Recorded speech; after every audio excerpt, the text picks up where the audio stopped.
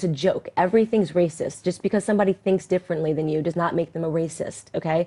And when you continually keep calling people racist, what you're actually doing is diminishing the experiences that real people that lived through eras like that actually had. Don, you know, black people need to hold other black people accountable. I said this the same thing. This is the Black America's version of the Me Too movement. If anything is going to change, we ourselves need to look at our own communities and look at each other and say, this thing cannot go down. Do you think that race plays a part in wealth distribution, or either a mindset that you can't or cannot? Yeah. No. You don't? No, I don't. I don't. You and I, we're proof. Why would race have anything to do with it? They were fighting for us to have the right to our opinion, not the right to vote for whoever the white liberals said black people are supposed to vote for. I was a radical in terms of the civil rights movement. I was surely, I was not a supporter of Martin Luther King, but more a supporter of Malcolm X. The welfare state has done to black Americans what slavery could not have done, Jim Crow and the harshest racism could not have done, namely to destroy the black family. It starts in the home. You know, if the father's not in the home, the boy will find the father in the streets. Yeah. 7 out of every 10 black babies born in the United States are born out of wedlock. And yet, in Africa, where the experience of slavery was not endured, you have the strongest commitment to the complementarity of man and woman in marriage. And people have not pointed out to you the challenge of freedom. And what do people do with freedom when they don't know how to handle it? They reinvent their oppression, even as it has faded away. You can't control the outcome, but you are 100% in control of the effort. And before you get mad at somebody else for what you think they've done to you, go to the nearest mirror, look into it and say, what could I do to change the outcome?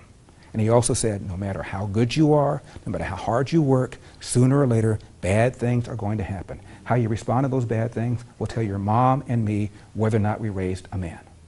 There is a class of colored people who make a business of keeping the troubles, the wrongs, and the hardships of the Negro race before the public. Some of these people do not want the Negro to lose his grievances because they do not want to lose their jobs. Oh, I think we're in the second or third generation where men have been pushed out of families, and the kids are responding to that, and the responses are quite negative.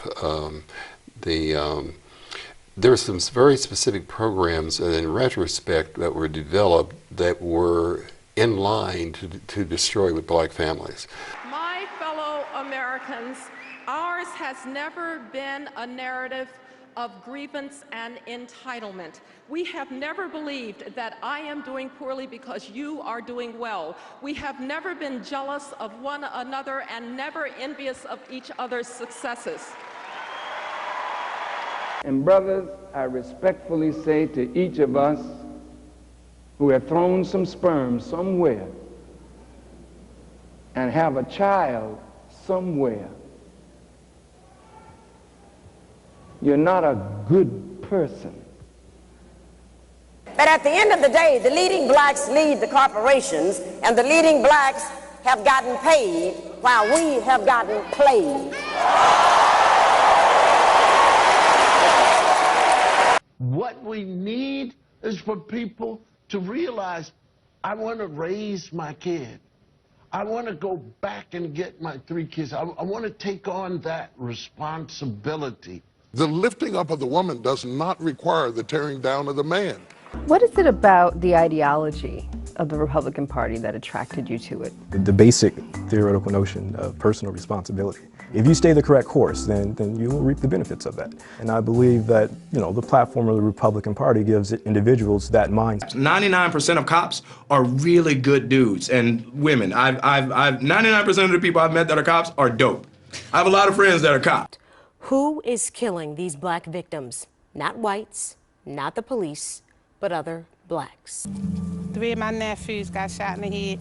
My cousin, he got shot up in the chest part. So overall, there were 6 family members murdered. None of the cases have been solved yet. Blacks are convinced that the #1 issue facing the country right now is social justice, racist white cops, discrimination, systemic racism, microaggression, whatever new word they come up with, and it's a bunch of nonsense. And we know that you're not concerned about justice, because if you was concerned about justice, you would be concerned about justice in all those other black-on-black cases that exist in Black America. So we can't say that y'all really down for justice. A lot of females, they feel like with me, I feel like a man is supposed to uphold the household. They're supposed to pay all the bills, make sure we're good. So if we want to be a stay-at-home mom, we can. A lot of men out here aren't like that anymore. Like, I blame it on their moms. They weren't raised the same. Like, they weren't raised to be good men, so. We should not be fornicating outside of marriage in the first place. This would prevent a lot of the problem. Fornication is the problem here. We just need to close our legs. Close the shop. And if you can put into with our kids that don't have a father because of policies, of Democratic policies, don't have a way of getting a job because of Democratic policies, don't have any hope because of Democratic messaging, and all you do is put in anti-white, anti-women, anti-American, anti-family, what's going to happen when you have these kids? The mechanism. Why does the welfare state dissolve the family structure? For one thing, it makes it unnecessary for fathers to support their offspring. And in fact, it makes it counterproductive in many cases. As a result of the absence of my father, I was drafted into a street gang when I was 12. I had a gun in my hand when I was 13, a .38 revolver that was given to me by a gang to murder another teenager. Black America is in the midst of a profound crisis of moral and cultural authority, precisely because a vision of what a family should be has been lost. And I'm gonna make a video about the NFL players saying the stupidest stuff that I've ever seen, but they're in a video saying, I'm Michael Brown, I'm Philando Castile, I'm Breonna Taylor. Are you really? Are you really? You live in a multi-million-dollar house. You making millions of dollars. You're making people's whole salary in one football game. Are you really like Breonna Taylor? Are you knee deep in the dope game? Do you have a search warrant for your arrest at your residence? Oh, you don't? Well, then you're not Breonna Taylor. Oh, were you fighting with the police officer in the middle of the street for his firearm and got shot dead? Then you're not Michael Brown. I have a saying that excuses sound best to the person that's making them up. And there's plenty of black men in particular who got plenty of excuses as to why they're not involved and more, you know, around their children. I believe that you have the best results when you have two parents in the home. Certainly economically you do. All the research bears out that when you have two parents in the home, the family saves more, does better, etc. You can't just be talking about slavery every day. It ended in 1865. This is 2020. We got to press forward rather than looking in the past and saying, oh, well, woe was me because of slavery. Right. The #1 problem domestically facing this country is a breakdown of the family. And President Obama said it. I didn't. There's no more important ingredient for success.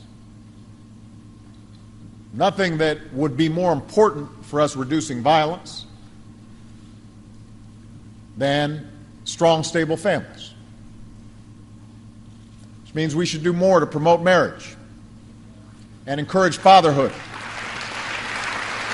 Everyone around me tried to pick my candidate for me. And then told me every time I said I like Trump that I couldn't say it out loud or my career would be over. I'd get kicked out the black community because blacks we're supposed to have a monolithic thought. We can only be Democrats. Obama tore this country down. No one stood up to him. Nobody. Because he was black. You need to wake up. You house nigga. I didn't call you a nigga. Oh, okay. That's a big difference. You're Uncle Tom. And Uncle Tom is somebody who has sold out by embracing the white man. Uncle Tom. Bedwench. Bootlicker. Black white supremacist. Chucking and jiving. House Negro. Coon. Uncle Tom. Coon. It starts in the house. It starts in the home. And yeah, well, my father got locked up. Well, where was his father? Yeah. Ease is a greater threat to progress than hardship. How are we going to get rid of racism until... Stop talking about it.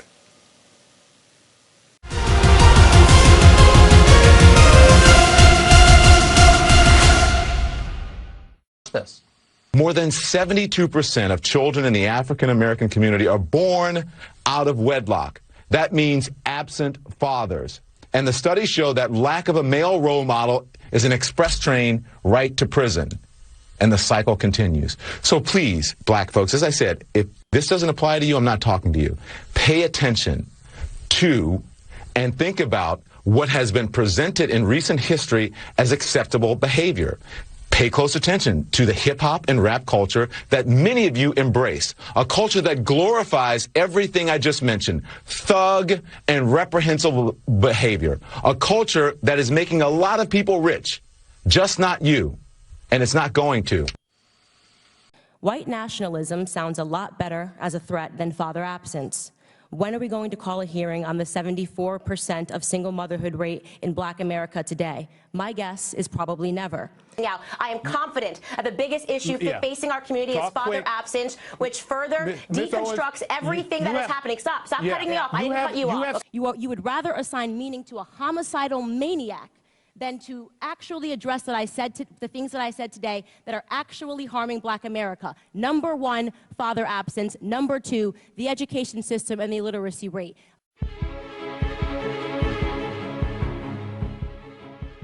"20 times more likely to end up in prison, 4 times more likely to live in poverty, 3 times more likely to carry a gun and deal drugs, 2 times more likely to be obese, 2 times more likely to obtain an abortion. Children raised without fathers represent 71% of all high school dropouts, 70% of all pregnant teens, 85% of all children with behavioral disorders, 90% of all homeless and runaway children, 63% of youth suicides, and 85% of youth in prisons. 14 times more likely to commit rape, 9 times more likely to end up in mental institutions, 33 times more likely to be abused. The median family income in the USA for a family with 2 parents is $84,300, and for a single parent family, just $35,400. At the start of the Great Society in the early 60s, 9% of families lacked fathers. 4 decades later, 28% of families were without a father. During this time, Black families suffered the most. For prior to the Great Society, 23% of Black families were fatherless, and 4 decades later, 58% were fatherless. And now, as a result, 22% of Blacks live in poverty, 2.5 times the rate of whites in poverty. Blacks suffer 250% more fatherlessness, and as a result, suffer 250% more poverty. Fatherlessness equals poverty. With poverty levels so high among Blacks, crime became endemic, that Blacks perpetrated 51% of all murders, 38% of all violent crimes, 44% of robberies, 42% of illegal weapons, and 26% of illegal drugs. On average, Blacks commit about 35 to 40% of all crime resulting in prison sentences, and as a consequence, make up exactly 36.3% of our federal and state prison population. According to the United States Department of Justice, over 70% of all inmates in U.S. prisons were not raised with a father present. What do we want?